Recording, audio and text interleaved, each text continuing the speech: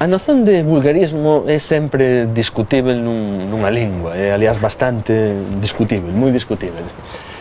Mas en relación a outros desvíos da lingua estándar, por exemplo, os dialectalismos en xeral teñen unha área de uso moi definida e teñen tamén unha tradición de uso secular.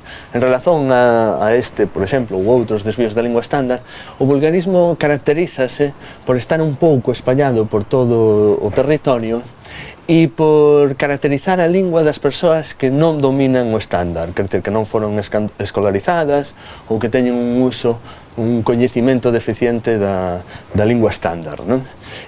Os vulgarismos son moi característicos de todas as linguas, hai moitísimos, hai infinidade deles en todas as linguas, e no galego aínda tal vez máis, non? Porque hai bastante dispersión de moitos vulgarismos debido a que non tiñamos unha norma culta que unificase as formas do galego, non?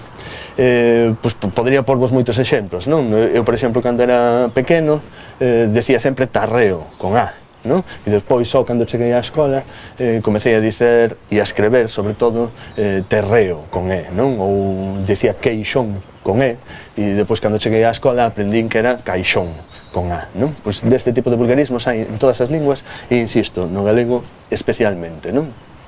Bon, pois a partir dos anos 80, de principios dos anos 80, cando triunfou a postura de que o galego e o portugués debían ser tratados de maneira diferente, moitos destes vulgarismos foron elevados á norma estándar, moitos destes vulgarismos foron elevados á norma culta.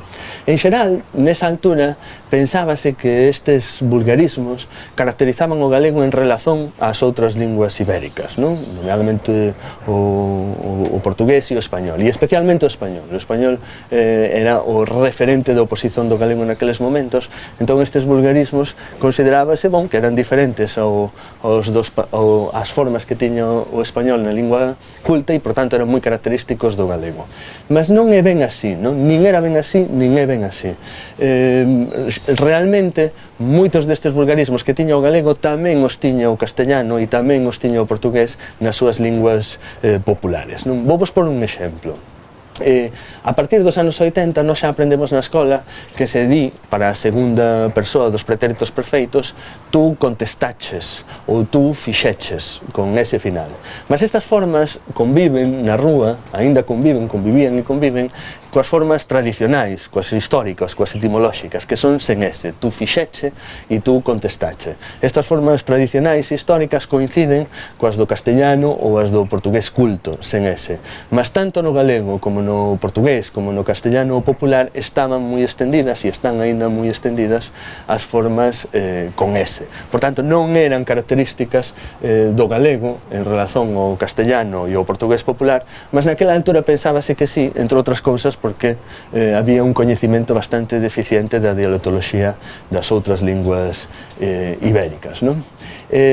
Tanta forza tiñan e teñen estes vulgarismos no portugués popular e no castellano popular que mesmo chega a aparecer, chega a xurdir un destes na canción que hoxe vos traio de exemplo, a canción de Mecano.